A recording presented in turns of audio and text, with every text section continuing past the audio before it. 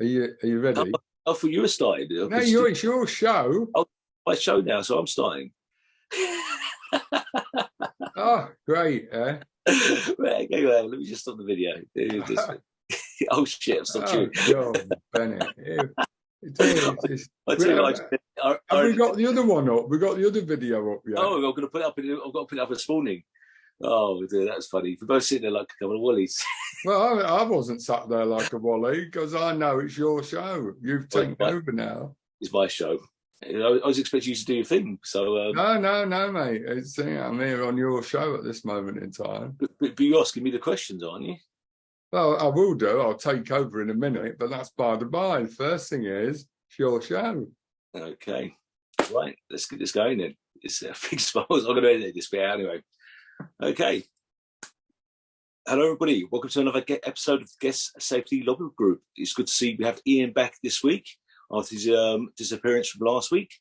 And this week we should be talking about me. So, hang on a second. Hang on. Oh, what do you mean?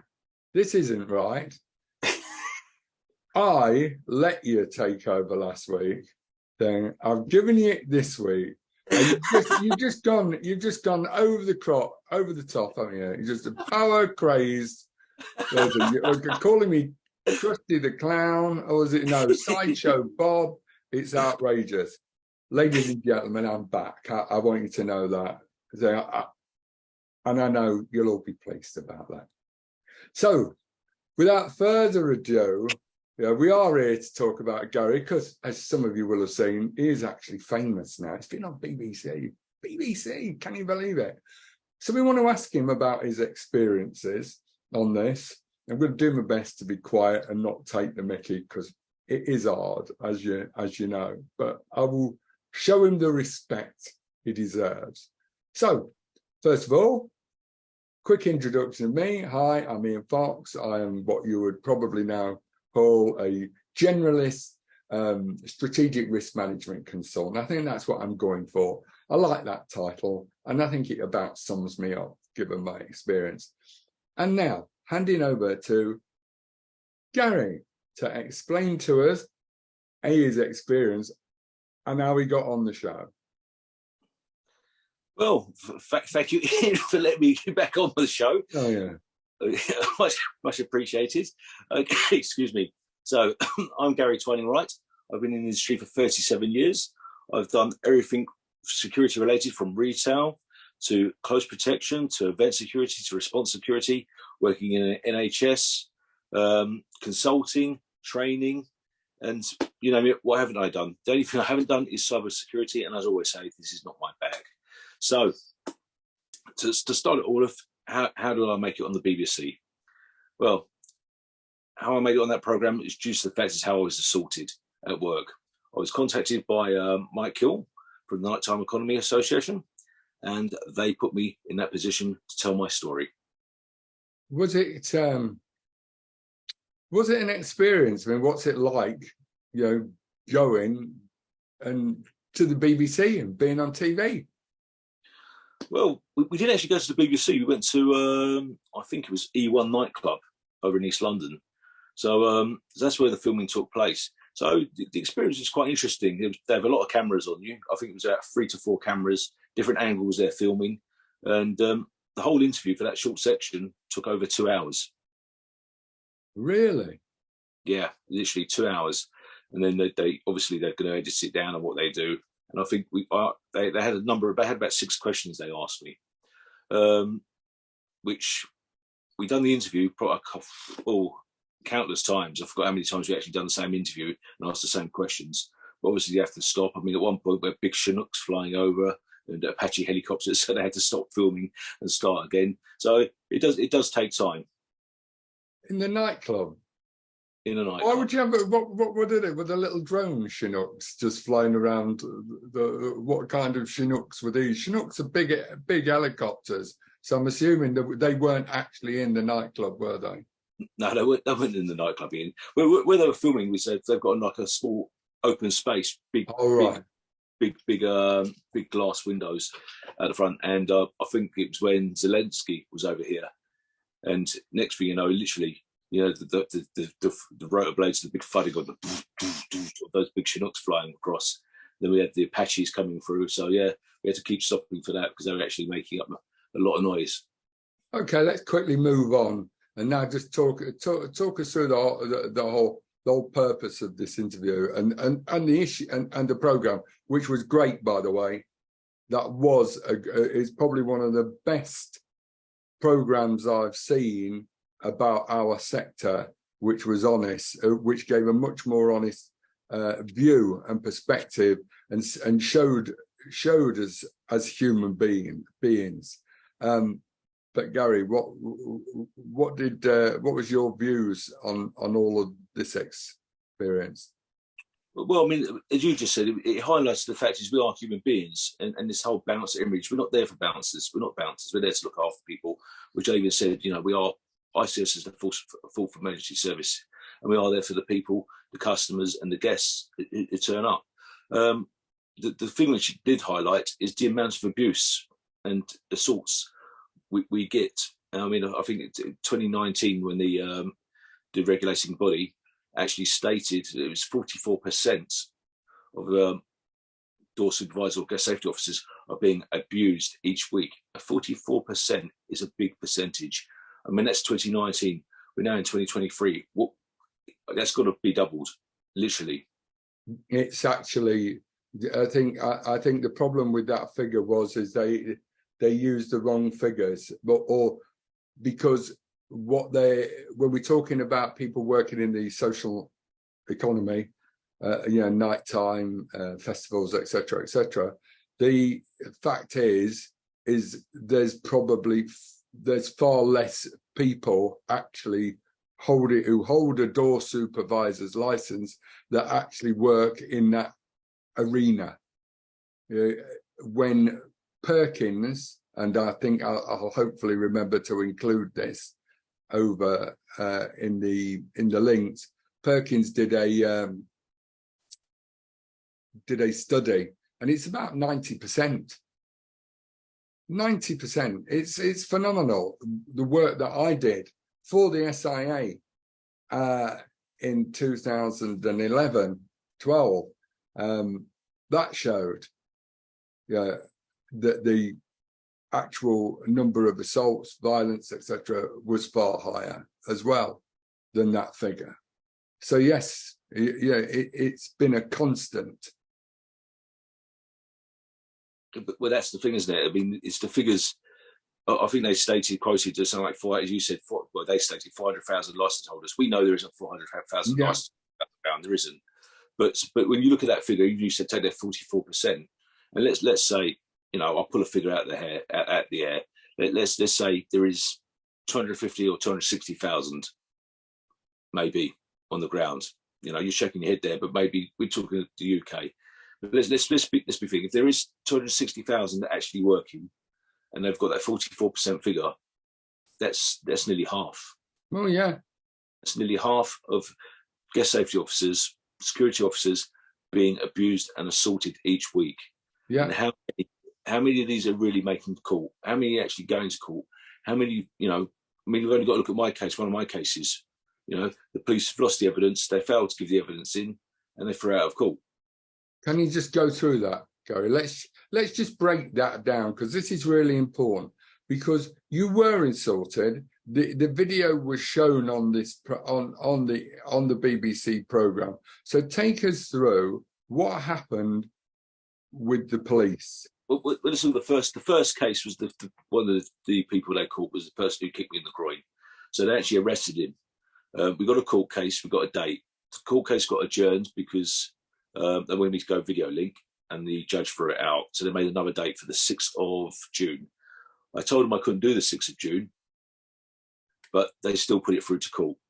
And I said, there's no way I can physically be there. Now, they had the video evidence.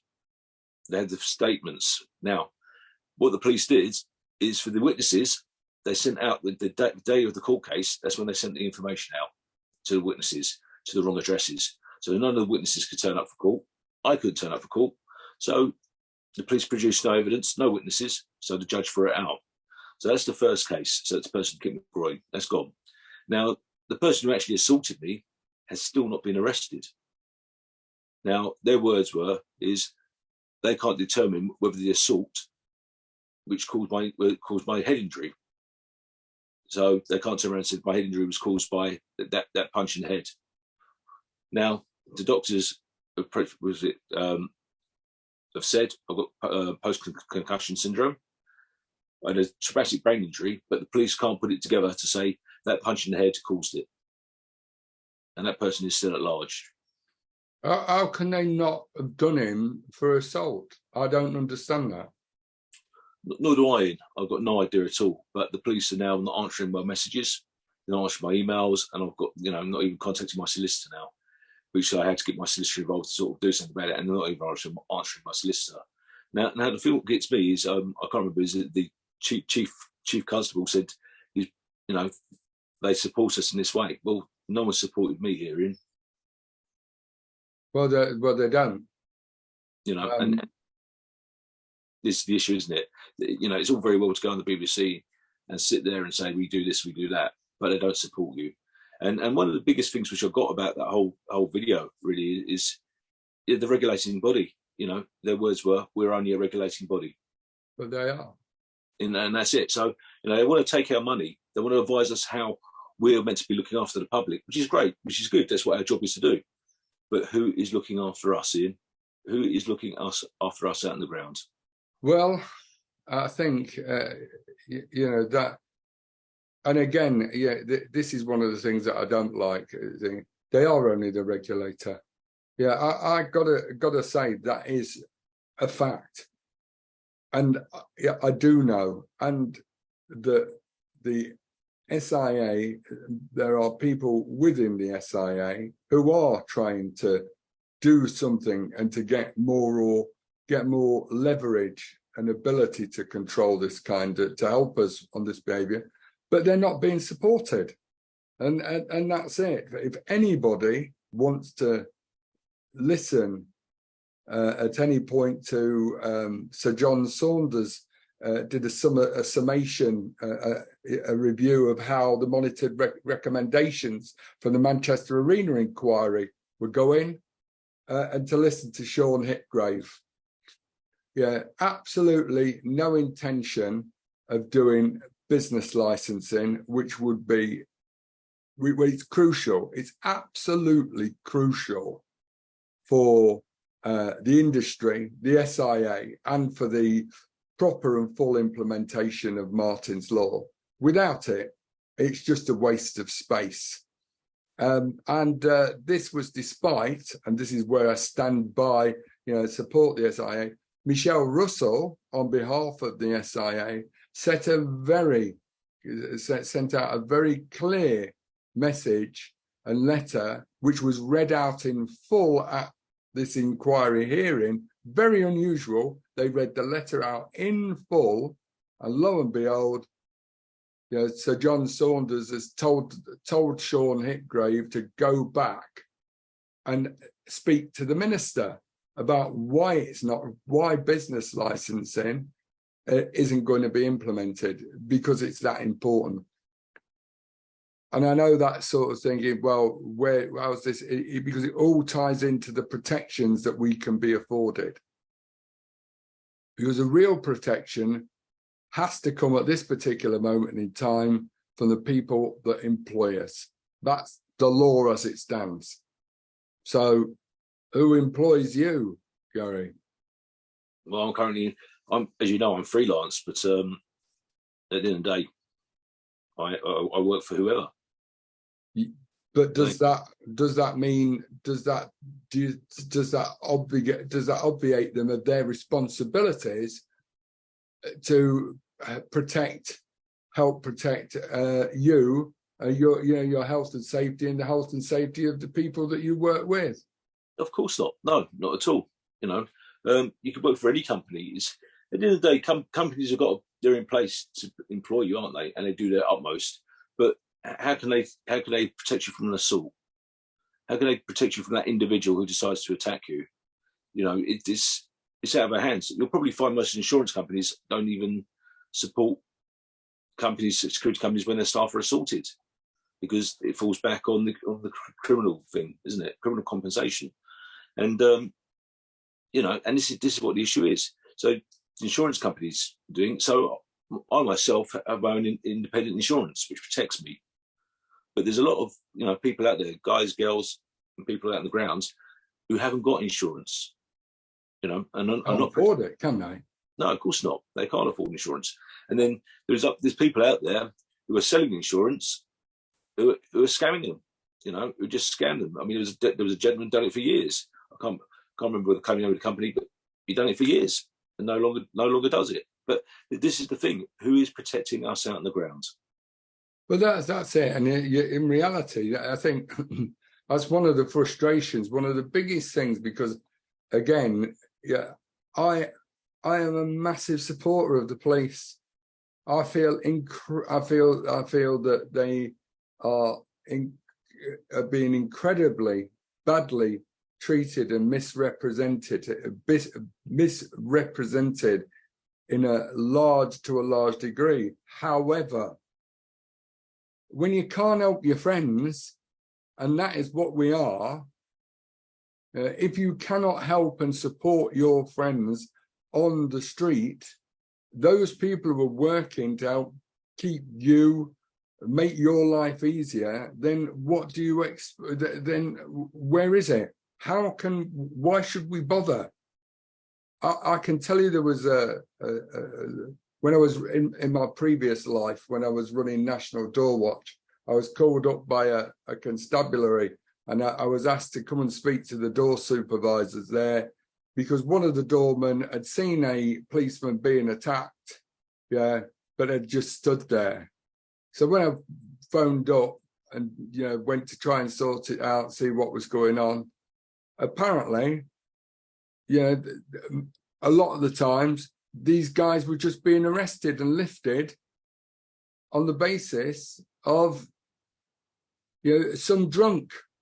In fact, I can remember Nottingham, Bill Butler, former head of the former CEO of the SIA, he came down to a door supervisors meeting that I'd organised, and the local police representative turned up and said, "How can I help?" And one of the guys stood up and said, "I'll tell you how you can help.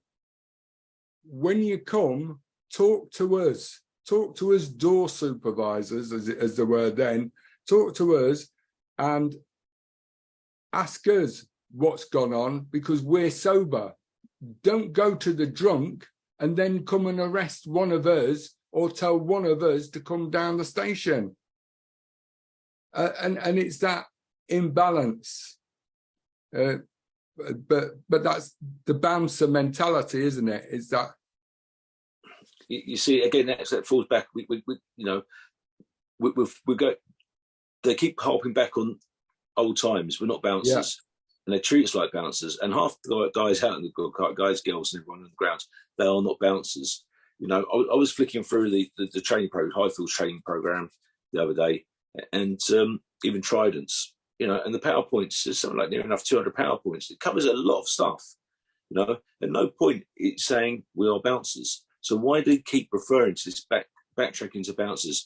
Police keep thinking it's bouncers, and this just to sidetrack this just a little bit. I mean, I think it's the Dawn Diaries. They've now changed their names to the Bouncer Diaries. Now, these guys weren't even around when bouncers were around, but now they're calling themselves the Bouncer Diaries. If you want to keep going back in time, we're not going to go forwards. And this is why we're not getting the representation we should do. Because if you want to fall back on we are bouncers, and we're there to make your life horrible. Well, it's not like that. We're not. It's clickbait. It's just clickbait now. They're calling themselves, I'll tell you exactly why they're calling themselves bouncers, because that's more likely to get traffic to the website. It's not going to be because it's any good or use. All they want to do is to attract advertising and get click. And I don't blame them. It's a business model, got to make money and got to earn a coin, But bottom line is it puts everyone else at risk. It just makes me laugh, and I think I suppose when I look at it, Gary, I think, why? We call ourselves bouncers. We bring ourselves into we cause all the problems. We actually attract it. Random acquisition theory. We draw our target. We make ourselves a target. That thing. What we ought to be doing, and what I hope happens is that we see more programs like the one you've just been part of. I'd love to see that. I want to see a stage where people come out and clap for us. Yeah, how can and that people come out and support what we do and say thank you. When they come in a club and that they know how to behave and understand what the consequences are, that the police will come and arrest them because they will support us in the same way that we will support the police. The bottom line of it is then everybody gets to enjoy a more civilized space in which to relax and enjoy their time off. What thoughts is that? Am I crazy? No, you're not. I mean, this is what we've been working for. This is the stuff which, not only you've been saying, but other people have been saying. We've been putting this out for years. We are there for the customer. We're not there to bounce people out. We're there to make sure you have a great time. You have a brilliant thing. And, we want you to go enjoy yourself. Welcome to our home. Enjoy yourself, have a great time and leave safely and go home knowing that you're in a safe environment and a safe place, and a safe, civilized place for yourselves. And that's what's important. It's not a dream. We've been doing it for years. At the end of the day, our job is to keep the rubbish out, stop the place getting trashed, and make sure everyone's having a great time. Everyone goes home safely. And that's why with the training, I'm not saying the training is brilliant, but that's why the training does cover counter-terrorism. That's why it's covering basic first aid. That's why it's covering all these bits and pieces. And this what does grind my gears when these guys, they can't use a pocket notebook, or they're not taking notes. They're not doing what they need to be doing. There's loads of things. They fall back on, we're all bouncers. No, we're not bouncers. Yeah. You weren't there. I was there when we were a bouncer. I was a bouncer. I wore my tuxedo, but Dickie Bow. I was there. Yeah, mate. And I'm saying it's inevitable. But it's when I'm trying. The point that I'm saying here is that we need more programs like the issue, like that thing. Trouble at the door. That is what we need. More programs like that to highlight, because that's good for business. Not just good for things. It's good for business. Every venue that is seen to be adopting and supporting those kind of positive policies to create civilized spaces, employing professional guest safety officers, they're doing the right thing. Because we have to accept and acknowledge there are bad people. There are always going to be bad people in any large sector. That is what there are always going to be bad people in the police. And so, people want to defund the police or say that what a load of rubbish, because 99% of police officers are good people. We don't call out for the defunding of the NHS, do we? When Harold Shipman goes on a spree, or Beverly Elliott or Letby, and there's countless of others over the thing. That doesn't mean that everybody in the NHS is a card carrying serial killer, does it? So why do we think? And if and for instance, if you wanted to be a paedophile, the best job ever would be as a social worker. So do we say that all social workers are paedophiles and kiddie killers? No, we don't. And there's a reason for that, is they go out to work to try and do a good job. And that is the important thing, is there are bad people everywhere. but we all need to work together. And Gary, it was your show. I'm sorry I spent saying, but I obviously got to say, please tell us what you got, what you got, and what you hope to see more. Well, what I would like to see more, I want us to be recognised as a proper, as proper people. We are there, as I say, guest safety officers. I want us to be recognised. I want us to be, able to, what's the words I'm looking for in? I want someone to be there for us at the end of the day. There needs to be someone there for us. Now, whether it's not the regulator or where it's there, we need someone behind us who supports us. Generally what we are doing here. That's what needs to be done. What I got out the show, well, what I got out the show is great. It's publicised. The fact is, we are human beings. We're not bouncers, so we do care. And that's the thing at the end of the day. And we keep emphasising this on this show. We are guest safety officers. We're there for the public. We're there for customers, and we're doing our utmost to make sure everyone is safe. Do you think a union would work? That's a good question, and I think that's a question for another day. But my simple answer to that is no. I don't think a union would work, because people have tried it. I think we need something more.